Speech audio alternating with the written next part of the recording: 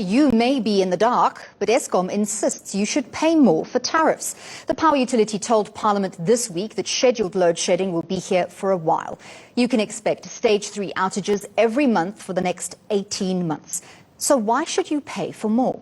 Let's discuss this now with energy expert NJ Ayuk from the African Energy Chamber. Thanks very much for your time this morning. So let's start off with load shedding before we get to the tariffs. Eskom has said load shedding is here to stay for at least the next 2 years. What energy lessons can the power utility learn to help it move beyond load shedding? Thank you so much for having me this morning. I think Eskom can move real quick beyond load shedding. And I think you have to really look at political will for reform.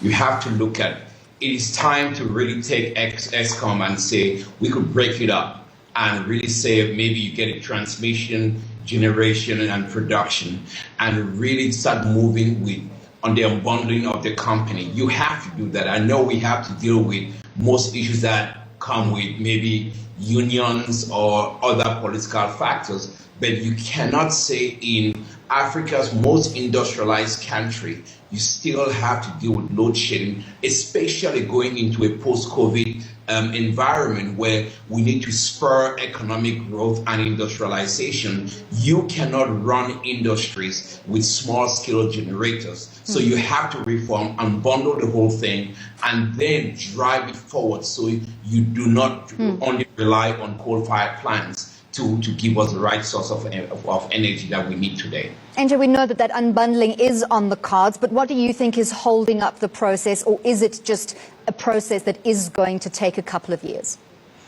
It shouldn't take a couple of years. It should take months. There needs to be the fierce urgency of now.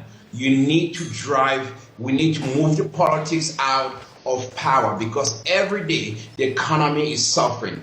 Every day businesses are not really moving as fast as they have to go. So you need some political will. You need to drive it. Yes, we do understand the forces like the unions and everything, but we need to get everybody on the table, because if you don't fix this, you're not going to even have jobs for your union members. So the unions have to be part of the solution and stop holding back, and they have to drive business, but you need political will today to move this. Right, let's talk about money.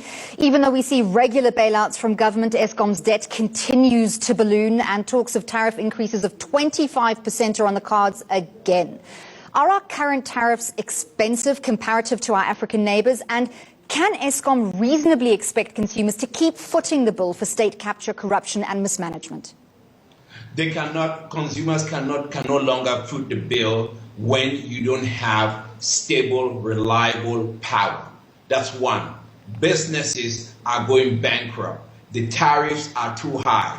But businesses also know, and consumers also know, they will pay if they can have stable, consistent power. The problem here is that we have to increase more transparency within the system. You cannot, power utilities always make very little margins. And across the continent, it has been a problem. But when you break it down and have a more transparent process, then you start seeing how you could see a sense of profitability with it. But you can't just continue the same old play and keep it going on today, because consumers are not happy, businesses are not happy, and the company is going through a very difficult moment. Don't forget, Eskom used to be a AAA rated company. You need to get it back together. It can be done together, and people should not be less hopeful of what can be done. We got to believe in it, but we need to drive that right now to get it right. This is a marvelous opportunity to get this together. NJ, quickly before I let you go, we need to talk about renewables, and one such renewable is gas. South Africa's first liquefied natural gas auction took place on the 26th of August. What does that mean for the renewable energy sector in South Africa? It is going to be huge. This is one of the best things that would happen to South Africa and the entire SADC region, because South Africa stands. Don't forget, Total had one of the biggest discoveries in the world in South Africa. So there's so much gas. You can, in an era of energy transition, you can replace some of the coal power plants with LNG that is cleaner, natural gas, and it also works with pollution and climate change. But renewables will also play a big role. It's not either or, it's a part of being part of the whole energy mix. And yes, renewables still have a big problem being bankable and providing power into industrialization. But LNG, natural gas, is going to be a game changer for South Africa. You're going to see so much jobs. You're going to see so much supplies coming out of South Africa. Look at Durban and that corridor going into Mozambique. A lot is going to happen there.